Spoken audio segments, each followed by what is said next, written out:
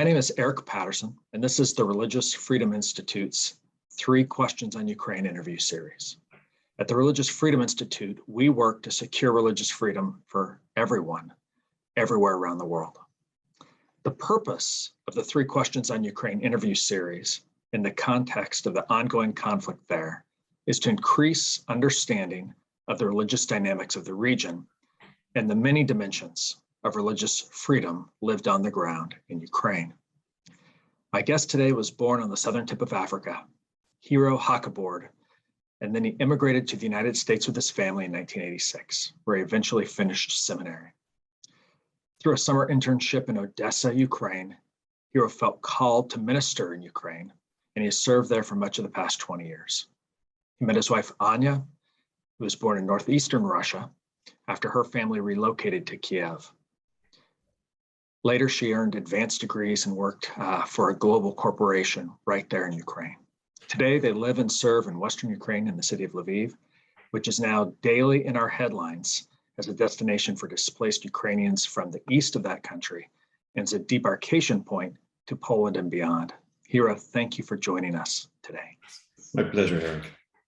Well, would you tell us a bit about how you are serving and what you're seeing in this humanitarian crisis?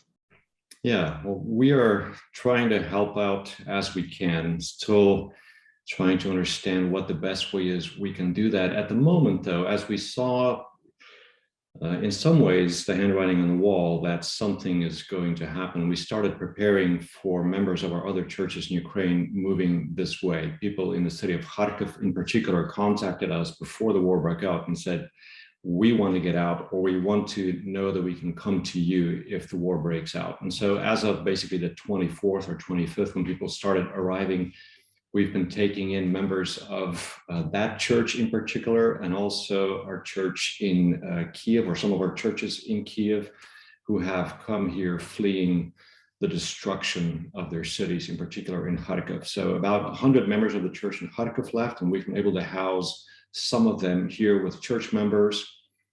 We have converted our office space in downtown Lviv into a shelter for them. So we have about 12 people living there at the moment. And then our church building is a center for people to come to during the day. It's very close to the train station if people want to come there and rest on their journey, or if people just want to come there to work or to meet. And we've taken a family or a couple of families into our home here, people who do not have anywhere else to go, and at this point do not want to leave the country. And then most recently, just this week, we have rented an apartment, which we're converting into a halfway house, you might call it, because so many people coming to Lviv now are just passing through. And so we're providing a home for people from our churches or their contacts, not people off the streets, but people who have some kind of contact with us, so they can stay in this home for 1, 2, 3 nights before they move on across the border to other parts of Europe. So that's trying to help those who are internally displaced in that way. And then, of course, continuing our Sunday worship services for those who have moved to the city who are still here from our church, so we can have that spiritual stability and that spiritual nourishment that I know I need very much in this time, and all of us in our church need as well. There's also a dynamic of this going on in Poland. So part of our team has moved to Krakow, where we have a church we have a very good relationship with. And so they're helping on that end with Ukrainians coming in to get them settled or to move on. Since there's such a big flow of people in that city, Krakow, and actually Poland is also overwhelmed by all of these people. So basically, a lot of coordinating going on, trying to help people coming through here and going there. You know, often when we talk about religious freedom, at least in the United States, we think about constitutional cases or the Establishment Clause or something, but you've just highlighted a number of the ways that in the lived religion of a society, religious freedom really matters. One is networks that people can call upon in their faith tradition for assistance. Another is that there's no way a government can provide all the services that people need, especially in a crisis. It's so often that it's faith-based people or networks responding, local churches, local charities, international flows of money through humanitarian organizations to help people. And then that's entirely distinct from a third thing, which is the freedom to provide spiritual succor for people. Humans are religious people. And so the opportunity to continue those Sunday services and other religious ministry services to people, all of this is part of that marketplace about just how important lived religion is, that's sometimes lost in academic debates about religious freedom. Let me ask you, are there, from your vantage point, are there elements of this conflict that are distinctly religious or distinctly spiritual? Yeah, that is a very interesting question. Ukraine during the Soviet Union was basically the Bible Belt of the Soviet Union. Now, of course, the church was suppressed to a very large extent, but even today, according to statistics that I know, about 70% of Protestant pastors in Russia are originally from Ukraine, because this was the spiritual heart of the former Soviet Union. And if you look at Russia today, there is very little or very limited religious freedom in that country. You're not allowed to share your faith in public. You're not allowed to preach in public or bring people into your church. It's almost like Muslim countries. You just stay within your faith, within your circle. You can't change to a large extent or recruit people or encourage people to join your church. And we saw that as well when Russia took over Crimea, that Protestant churches there were closed. Or in the east of Ukraine, Protestants there have had a very difficult time in the Donbass area that's been under Russian control since 2014. A good friend of mine and his wife were working at a Christian college in Crimea that had a huge investment from the West. It was a wonderful Bible college there. And when the Russians came in, they just closed it down and they seized the property. So everything was shut down. So that's what happens when Russia takes over. Unfortunately, that's what people are living under in Russia, whereas in Ukraine, we have complete religious freedom. Even though the Orthodox Church is predominant in Ukraine, in our city here in Lviv, which actually has the Greek Catholic Church as being predominant, as the Orthodox Church that became part of the Catholic Church several centuries ago. But the mayor here is very open towards Protestants, and we're able to have a good relationship with him and build property or buy property and build church buildings in the city here, which is very hard to do in places like Russia. So there definitely is that dynamic that if Russia takes over Ukraine, all of that will drastically change, as we see that it has in Crimea and the east of Ukraine already. It really is remarkable, because you'd think that small groups of religious folk, in a sense, wouldn't seem threatening. But over and over, the regime of Vladimir Putin has targeted incredibly small religious minorities with its counterterrorism laws, or just bullied them like they did in this case of seizing these church lands in the east. And that brings me to asking you, what do you think we might be missing in the news coverage and things that we're seeing in the West? Or perhaps are there conditions there on the ground that you think are poorly understood as you're talking to friends and family members in the West?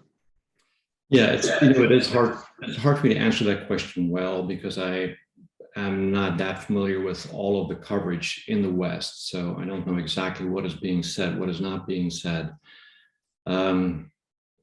I know that from the beginning, Russia grossly miscalculated, Putin grossly miscalculated, because people here are different from Russians. Ukraine is a different country. And I think to a large extent that is because of its faith history and because the church has grown here. And when you become a Christian, you learn to think in a different way. You learn to think critically. You look at the world through new eyes. You read the Bible, and it teaches you to evaluate what's going on around you from a certain perspective.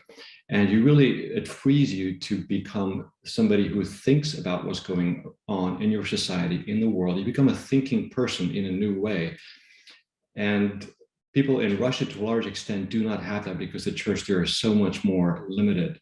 And so, in all of this, we are so concerned about Ukraine in some ways, as I heard a historian say 8 years ago, the concern for Russia is in some ways greater, in the sense that Russia has suffered from a lack of religious freedom. It has suffered from people not knowing the truth. There's so much indoctrination, just plain indoctrination on Russian TV and Russian news. People there do not know what's going on in the world. And now they're being even more isolated because of Putin's war. So I'm really concerned for the future of Russia, for the future of the church there. And I don't know what will happen in that country because of this war. I hope it leads to the end of Putin's regime and to more religious freedom.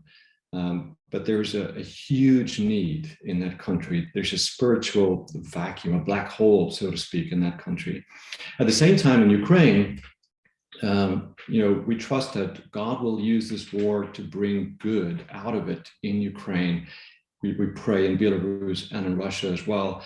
But, war is well, I haven't experienced war myself before, but we know it is a terrible thing. It brings out the best in people and it brings out the worst in people. And some of what I'm seeing in social media is very concerning, the way that people are treating the Russian soldiers who are coming in, or the way they're relating to them, taking videos of these dead bodies and, referring to these dead people created in God's image as pigs, as, excuse the expression, ground beef, as orcs. They're not. They're people made in God's image. They're greatly deceived. They're doing something that's terrible, but they're still human beings who are lost, who do not understand what they're doing, do not understand the responsibility before their creator. So I'm afraid that I hope that Ukraine will not become a monster in order to defeat a monster. Well, you've mentioned a couple of things that are so important. One is the way that people sometimes say that religion is very constraining, but the truth is that the way that religious liberty works is that it allows people to seek the truth that's outside themselves. And there's a competition of ideas in that sense. And so there's an openness to really searching for the truth that's quite different than an authoritarian control of messages and media, such as we have in China or we have in Russia. That's right. And a big difference as well is this notion about, in a sense, trusting the citizens and relying in part on morality rooted in natural law, in scripture, and faith traditions for what helps people to be good. And we need these voices, like you're saying. It's going to be religious voices in part that are going to be the ones that remind us that 19-year-old Russian soldier is a human. We don't want to have dehumanization of an ethnic group like the Jews. We don't want to have a dehumanization of the Ukrainian people, and we don't want to have a dehumanization of the Russians. And it's so often it's religious people who are emphasizing the golden rule as the basis for social harmony. Right. Now, if people wanted to help, how could they help? First of all, if people have true faith in God, He uses prayer, and we encourage people to pray for this. We have seen amazing things happen in Ukraine as far as the weather cooperating to protect Ukraine, the Russian army just getting stuck in the mud, all sorts of incredible things happening. And I know that I cannot be here without prayer. There are different funds, a fund that our mission organization has started to help the internally displaced people here. And there will be huge expenses for these people who have left their means of income behind, whose homes have been destroyed. They're living here in Lviv for a while. Many have moved on to Europe. There are just great financial needs as far as that's concerned. And then, of course, once people come back, when the war ends, Ukraine will have to be rebuilt. And we want to be a part of that as well, to help rebuild Ukraine and to help plant new churches and rebuild the old churches, not just structurally, but spiritually as well as people come in. So there are great financial needs. I think if people can also put pressure on their representatives, on the government, to keep this issue before the eyes of the government. I think Europe and the United States have done so much already to help Ukraine because people have spoken up, because people are in shock over what Putin is doing in Ukraine, and the destruction is immense. Unfortunately, this may only be the beginning, and it has to be stopped. Ukraine needs help, as much help as it can get, political, military, medical, and so people need to keep pressing to show that this is an important issue so that those making decisions, those in power will respond to that pressure. And yeah, people must remember that there will be a huge rebuilding effort afterwards. And hopefully when this war ends, many people will be able to help rebuild Ukraine. Thank you for that. And we do have a site up on our website at rfi.org that has a list of some of the vetted, well-known ways that people can give to the humanitarian need that's available right now. Heero, what have we missed? Is there anything that we've missed in this conversation or that you would like to add? I think I've said most that I wanted to say about the situation. One aspect of it perhaps is that this probably is not just a war between Russia and Ukraine. It is a war against the Western way of life and the Western way of thinking, as you have said before, about people thinking independently, people making their own decisions, countries making their own decisions. This is a war about controlling Ukraine. Ukraine is an independent country, and Putin, Russia, don't want to understand that. They can't comprehend that. But we do have the right to think for ourselves, to build our own societies, to make our own decisions. So it's a war against that way of thinking, against that freedom, against that way of life. And the West needs to realize that it's also under attack. And if Russia wins in Ukraine, it will not stop here.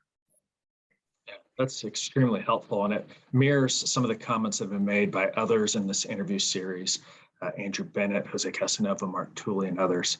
And so here I'm just very grateful for you taking some time out to be with us on March 9th, 2022, and we'll pray for peace in this situation. Thank you very much. Thank you, Henry. My pleasure.